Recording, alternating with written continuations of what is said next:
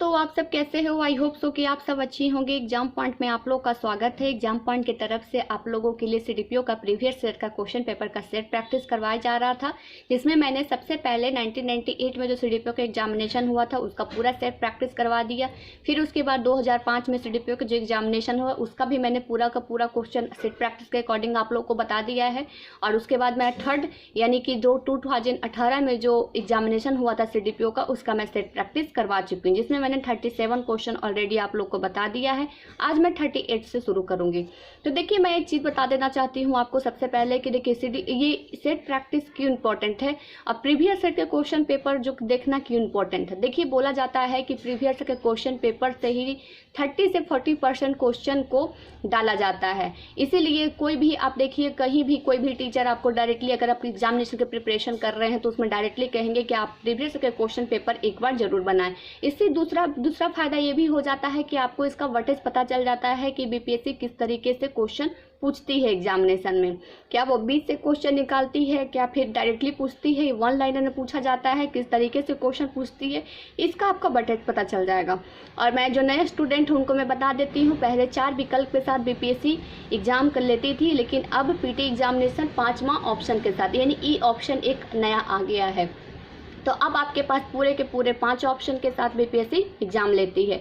अभी जो सीडीपीओ का एग्जामिनेशन होने वाला है 2021 में 4th एग्जामिनेशन होगा इस सीडीपीओ का, उसमें ये बीपीएससी के अकॉर्डिंग बताया गया कैलेंडर के अकॉर्डिंग कि 31 अक्टूबर को ये पीटी एग्जामिनेशन कंडक्ट होगी। तो चलिए हम लोग देख लेते हैं सीडीपीओ का जो एग्जामिनेशन 2018 में हुआ था उसका क्वेश्चन। तो देखिए, सबसे पहले मैंने आपको बताया 37 क्वेश्चन कंप्लीट हो चुका है, 38 से मैं आपको बताऊंगी। और मैं आपको बता देती हूँ जिसमें जो इम्पोर्टेंस फैक्ट रहेगा मैं उसको बताते चलूंगी आप लोगों के लिए, ताकि आप लोग को कहीं से भी कोई भी प्रॉब्लम नहीं हो। उसके बारे में जितनी जानकारी आपको मैं दूंगी वो बहुत ही ज़्यादा इंपॉर्टेंट होगा आपके जितने भी आने वाले एग्जामिनेशन है सभी में। चलिए हम लोग देखते हैं 38 क्वेश्चन। 38 क्वेश्चन में पूछा जा रहा है कि अर्थव्यवस्था में आर्थिक आपूर्ति की रकम निम्नलिखित में से किस समष्टि अर्थशास्त्रीय चर प्रभावित करता है। तो देखिए, इकोनॉमिक्स से है, सही बात। यहाँ पे अर्थव्यवस्था इकोनॉमिक्स से क्वेश्चन पूछा गया है, इंडियन इकोनॉमिक्स से। तो देखिए, इसका जो सही ऑप्शन हो जाएगा, ऑप्शन आपका हो जाएगा ई, ऑप्शन ई हो जाएगा। जो ऑप्शन ई के साथ एग्जामिनेशन अब बीपीएससी ले रहा है, यानी कि उपयुक्त में से कोई भी नहीं, ये उपयुक्त में से एक से ज्यादा। तो देखिए, चर के जो प्रभावित होता है चारों होते हैं, ब्याज दर होते हैं, रोजगार होता है, मूल स्तर होता है, उत्पादन होता है। आप खुद देखिए, रोजगार, उत्पादन, मूल स्तर और ब्याज दर, इस सभी को मिलाकर एक आपूर्ति रकम समष्टि अर्थशास्त्री के चर में प्रभावित करता है। तो इसका जो ऑप्शन हो जाएगा ऑप्शन ई। अब चलिए नेक्स्ट क्वेश्चन देखिए, उसमें पूछा जा रहा है कि देश के विभिन्न स्थलों या घटनाओं को देखने के लिए भारत में जो विदेशियों की यात्रा अर्थनैतिक दृष्टि से निम्नलिखित में से किसके समान माने जाती हैं। यानी कि देश के विभिन्न स्थल पे घटनाएं जो देखने के लिए भारत में विदेशी वगैरह जो आते हैं यात्रा पर, उनको जो अर्थनैतिक दृष्टि है उसको किस उत्पादन में या किस भाग में रखा जाता है अर्थव्यवस्था का। तो देखिए, 39 का जो सही ऑप्शन हो जाएगा निर्यात के रूप में रखा जाता है इसको। अब चलिए नेक्स्ट क्वेश्चन, जिसमें फैक्ट्स रहेगा, बहुत इंपॉर्टेंट रहेगा, फैक्ट्स मैं आपको बताते चलूंगी। चलिए 40 देखिए, 40 नंबर क्वेश्चन पूछ रहा है सीडीपीओ को एग्जामिनेशन 2018 में हुआ था। तो देखिए, पूछा जा रहा है केंद्रीय सरकार द्वारा राज्य तथा स्थानीय निकायों में पूंजीगत परिसंपत्ति के विकास के लिए दिया गया अनुदान केंद्रीय बजट इसके अंतर्गत वर्गित किया गया है। किसके अंतर्गत वर्गित किया गया है? देखिए, केंद्रीय सरकार यानी सेंट्रल गवर्नमेंट के द्वारा जो स्थानीय निकाय को जो पूंजीगत संपत्ति दी जाती है उसका जो विकास होता है वो फिर केंद्रीय बजट में किसके अंतर्गत वर्गित किया जाता है, बांटा जाता है। तो देखिए, ऑप्शन के अकॉर्डिंग देखिए, राजस्व व्यय, पूंजीगत व्यय, आकस्मिक व्यय या परिकल्पित व्यय, ये उपयुक्त में से एक से अधिक, ये उपयुक्त में से एक से कोई भी नहीं। तो देखिए, 40 का जो सही आंसर हो जाएगा राजस्व। इसको राजस्व व्यय में वर्गीकृत किया जाता है। किसे? तो केंद्रीय बजट को, जो केंद्र सरकार स्थानीय निकायों को देती है, पूंजी देती है, अब फिर उसे केंद्रीय बजट में लाकर वर्गीकृत किया जाता है। तो कब? तो ये राजस्व व्यय में किया जाता है। अब चलिए नेक्स्ट क्वेश्चन देखिए, पूछा जा रहा है यहाँ पे कि राष्ट्रीय बजट प्रमाण पत्र की बिक्री की प्राप्त हुई राशि भारत सरकार में किस खाते में जमा होती है। तो देखिए, एक आप पॉलिटी में पढ़े होंगे कि जितने भी अपर लेवल के जो पोस्ट हैं, जैसे राष्ट्रपति, प्रधानमंत्री, उन सबकी जो सैलरी होती है सिंचित निधि से मिलती है, लेकिन यहाँ आपका इकोनॉमिक्स है तो यहाँ पे आपका डिफरेंट हो जाएगा। तो देखिए, राष्ट्रीय बजट जो प्रमाण पत्र है उसकी जो बिक्री होती है, बिक्री की जो प्राप्त होती है राशि, यानी जो राशि प्राप्त की जाती है सरकार के किस खाते में जमा होती है। तो देखिए, यहाँ पे जो आ जाएगा भारत के समेकित निधि, प्रधानमंत्री राष्ट्रीय राहत कोष, और भारत के सार्वजनिक खाता या भारत के आकस्मिक निधि।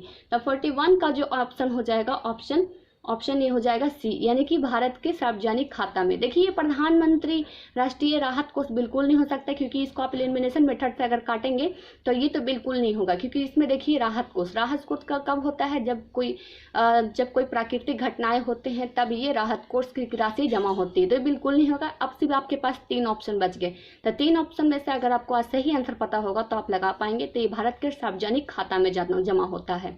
कौन क्या जमा होता है, तो राष्ट्रीय बचत प्रमाण पत्र में जो बिक्री होती है, जो पैसे आते हैं, वो भारत के सार्वजनिक खाता में जमा होता है। अब चलिए नेक्स्ट क्वेश्चन पूछा जा रहा है कि भारत सरकार में राजकोषीय घाटा निम्नलिखित में से किसके बराबर होता है। देखिए, भारत सरकार का जो राजकोषीय घाटा है किसके बराबर होता है, कर्ज बनाने वाला पूंजीगत प्राप्ति के लिए, कर्ज ना बनाने वाले पूंजीगत प्राप्ति के लिए, या फिर कर्ज बनाने वाला ना बनाने वाले पूंजीगत प्राप्ति के लिए, और पूंजीगत प्राप्ति के राजस्व प्राप्ति के वैकल्पिक राशि के लिए। तो देखिए, इसका जो 42 का जो सही आंसर हो जाएगा ए, यानी कर्ज बनाने वाले पूंजीगत प्राप्ति के लिए होता है। भारत सरकार के राजकोषीय घाटा कर्ज बनाने वाले पूंजीगत प्राप्ति होता है। देखिए, इकोनॉमिक्स का जो क्वेश्चन रहता है, ऐसे ही क्वेश्चन रहते हैं, इसमें सबसे इम्पॉर्टेंट ये होता है कि आप क्वेश्चन और उसके ऑप्शन पे ध्यान दें। क्वेश्चन को अच्छे से 1 से 2 बार पढ़िए और ऑप्शन को देखिए। ऑप्शन से ही आपको पता चल जाएगा कि किसमें आंसर सही कौन सा है। 1-2 बार पढ़ेंगे आपको पता चल जाएगा। वैसे मैं आपको कहूँगी कि अगर आप एग्जामिनेशन हॉल में बैठे हुए हैं तो इकोनॉमिक्स के क्वेश्चन और मैथ के क्वेश्चन सबसे लास्ट में आप करें।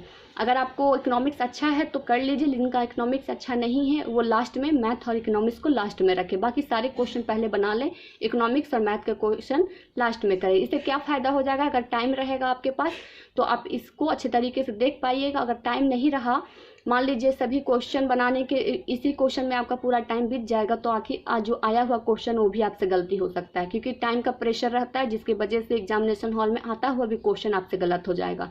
इसलिए मैं अगर आपको कहूँगी, क्योंकि मेरा एक्सपीरियंस है उसी हिसाब से मैं आपको बता रही हूँ कि क्वेश्चन जो मैथ का रहेगा और इकोनॉमिक्स का रहेगा उसको आप लास्ट में करिएगा। आप खुद देखिए, जो ऊपर से क्वेश्चन जितने भी आ रहे हैं किस तरीके से इसमें ऑप्शन दिए हुए, 1-2 बार बेस से पढ़ने से ही आपका ये आंसर आपको सही मिल पाएगा।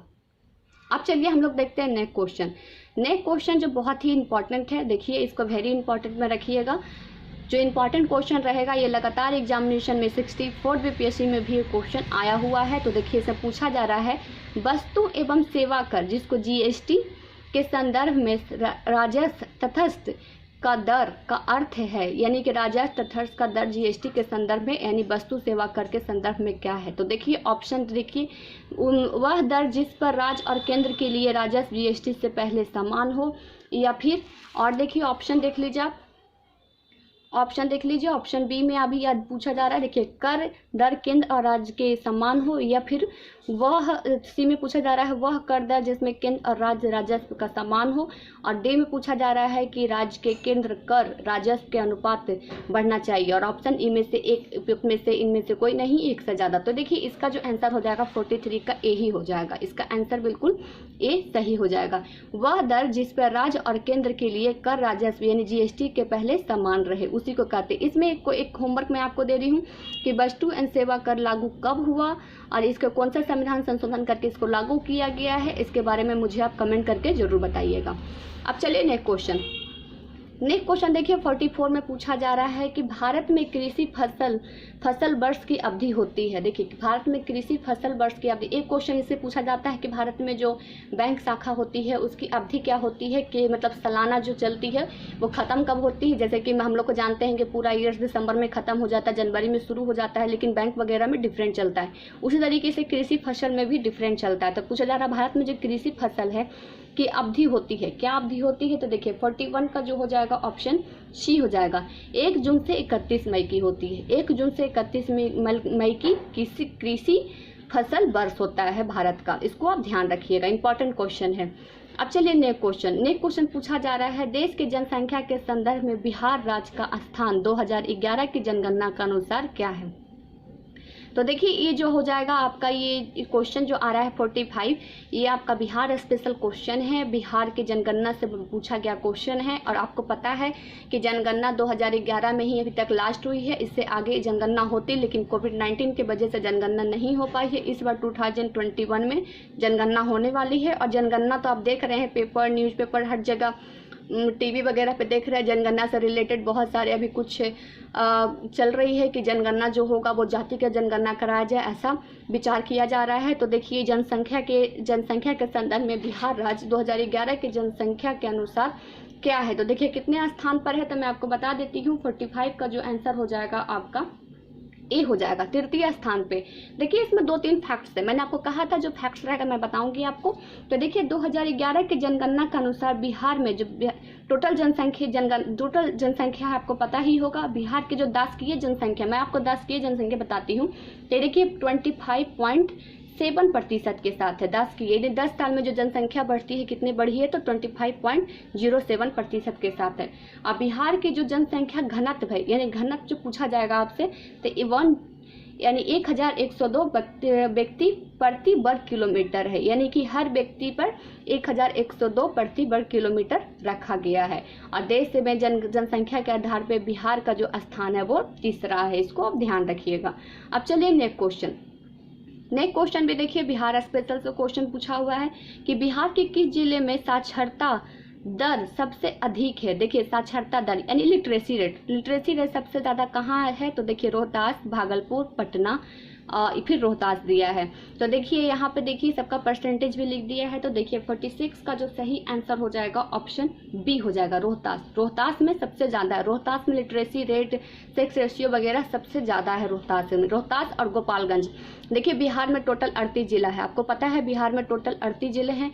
उन 38 जिले में 2 जिला आप हमेशा याद रखिएगा कि ये रोहतास और गोपालगंज हमेशा हर चीज़ में आगे ही रहता है, इसको आप ध्यान रखिएगा।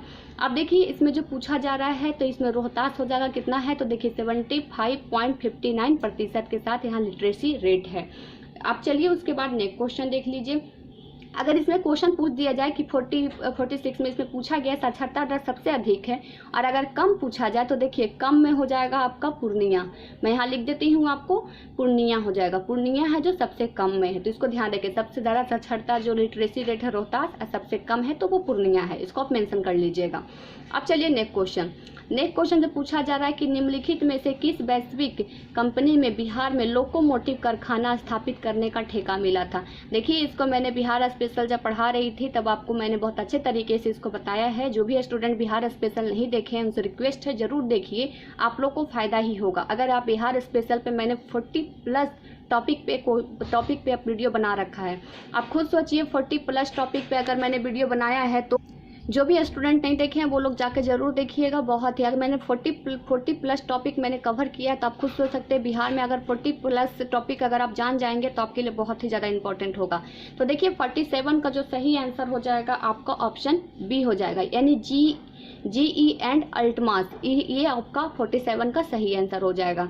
अब आगे देखिए 48 में पूछा जा रहा है कपिलास धातु उद्योग की स्थापना कहाँ हुई है। तो देखिए कपिलास धातु का जो स्थापना हुआ था ये बक्सर जिला के रानीपुर में हुआ था, इसको ध्यान रखिएगा। थोड़ा सा इंपॉर्टेंट क्वेश्चन है इकोनॉमिक्स में, तो ध्यान रखिएगा।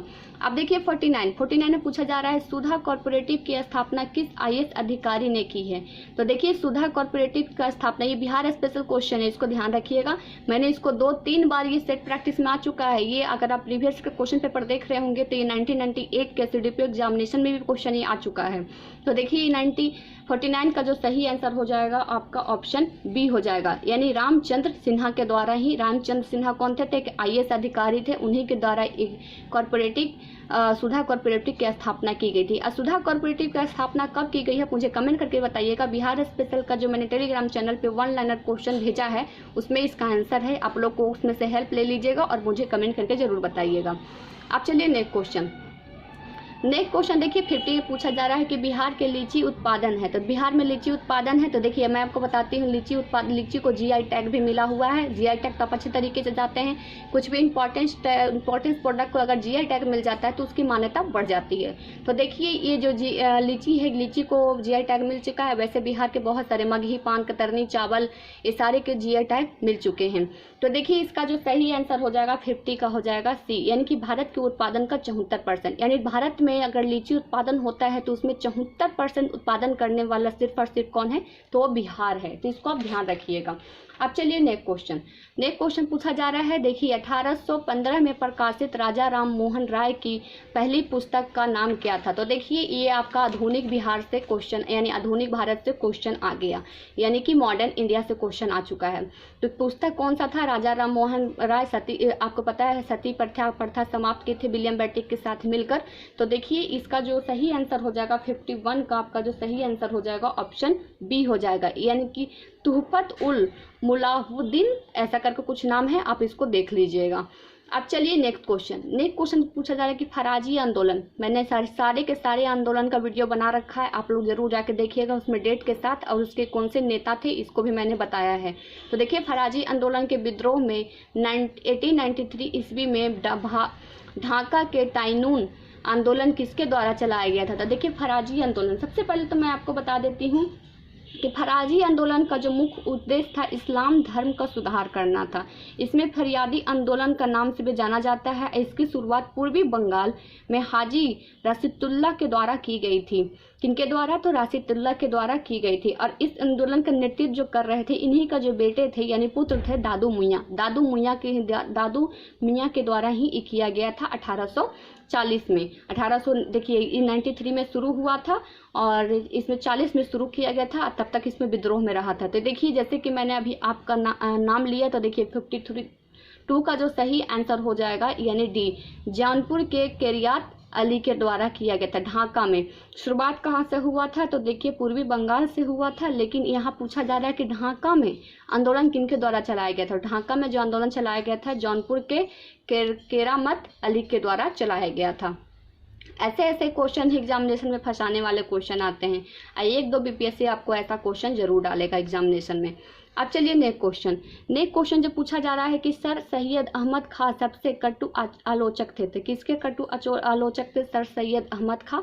53 का जो सही आंसर हो जाएगा ए, जलालुद्दीन अफगानी के ये कटु आलोचक थे।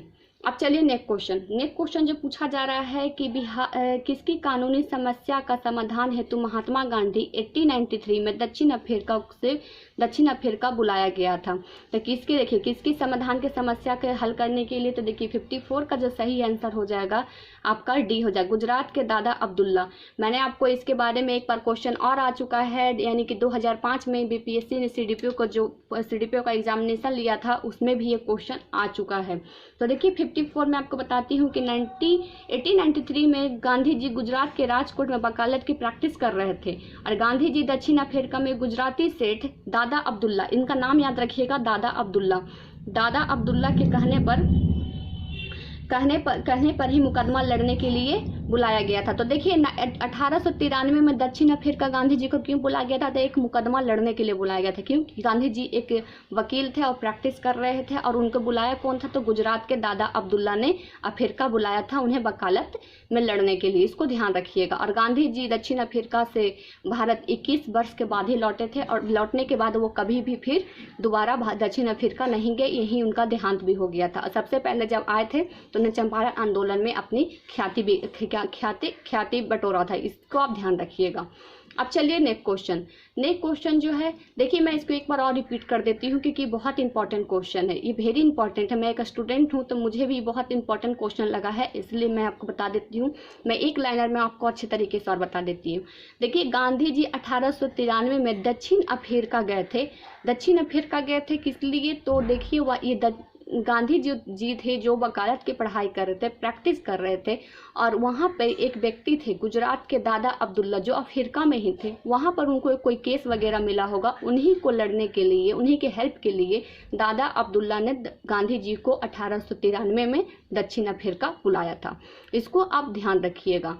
अब चलिए नेक्स्ट नेक्स्ट क्वेश्चन पूछा था कि लॉर्ड कर्जन द्वारा किस वर्ष इंडियन यूनिवर्सिटीज एक्ट पारित किया गया। लॉर्ड कर्जन, ध्यान दीजिएगा, लॉर्ड कर्जन के द्वारा जो वर्ष इंडियन यूनिवर्सिटी कब पारित किया गया, तो देखिए 55 का जो सही आंसर हो जाएगा ऑप्शन सी हो जाएगा, 1904 में। 1904 में एक घटना और हुई है, आप मुझे कमेंट करके इसको जरूर बताइएगा, ये भी इंपॉर्टेंट है। देखिए Lord Ripon, Lord Curzon, Lord Dalhousie, William Bentinck, इन जो नाम मैं आपको बता रही हूँ 3-4, इनके नाम के जितने भी जुड़े हुए हैं, इनके से जो पॉइंट हैं उनको आप हमेशा याद रखिएगा। Curzon, Ripon, Dalhousie, William Bentinck, इस सारे के सारे बहुत ही इंपॉर्टेंट हैं, इनसे एग्जामिनेशन में लगातार क्वेश्चन पूछे जाते हैं। कर्जन और रिपन से तो पक्का पूछे जाते हैं एग्जामिनेशन में।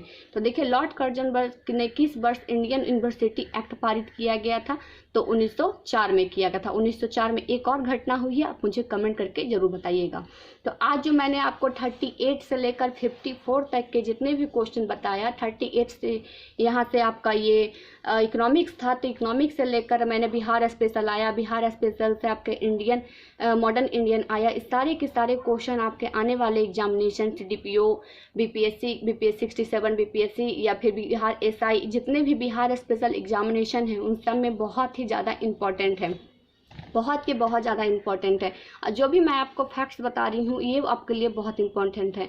मैंने आपको पहले भी कहा था एक बार कि फैक्ट्स आप हमेशा याद रखिएगा कि फैक्ट्सिंग है जो आपको आपके एग्जामिनेशन में एलिमिनेशन मेथड अपनाने में आपकी मदद करेगा, यानी कि गलत आंसर आपको छांटने में मदद करेगा। जब गलत आंसर आप छांट लेंगे तो सही आंसर तक आप आसानी से पहुँच जाइएगा, तो इसको आप ध्यान रखिएगा, बहुत ही ज़्यादा इंपॉर्टेंट है सारे के सारे इंपॉर्टेंट फैक्ट। मैं आपको फैक्ट्स डिटेल में इसलिए बता देती हूँ ताकि इनसे जुड़ा हुआ भी अगर रिलेटेड क्वेश्चन आ जाए, मान लीजिए जैसे गांधी जी के द्वारा ही आया कि गांधी जी कौन सी पढ़ाई कर रहे थे, तो गांधी जी वकालत की पढ़ाई करते थे। और गांधी जी अफ्रीका, दक्षिण अफ्रीका कब गए थे, तो कब गए थे, तो 1893 में। देखिए यहाँ से 2-3 क्वेश्चन एराइज किया जा सकता है, BPSC कर सकती है, इसीलिए मैंने इसको बहुत अच्छे तरीके से बता दिया ताकि आपको अगर इससे क्वेश्चन 1-2 आ भी जाए तो आपका ये छूटेगा नहीं।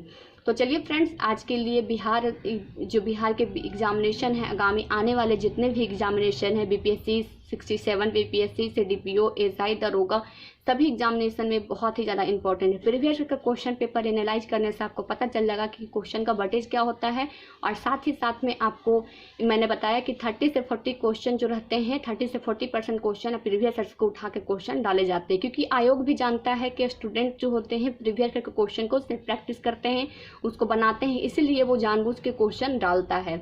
और मैं आपको बता देती हूँ सबसे ज़्यादा वेटेज अगर क्वेश्चन में रहेगा किसी भी कोई भी इस सेक्शन का, तो वो करेंट अफेयर का रहेगा। करेंट अफेयर पे आप लोग बहुत ज़्यादा ध्यान दीजिए।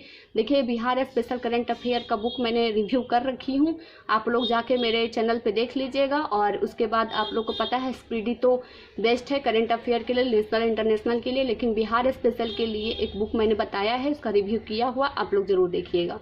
तो करेंट अफेयर का आपका वेटेज ज़्यादा रहेगा, करेंट अफेयर पर ज़्यादा ध्यान दीजिएगा आप लोग।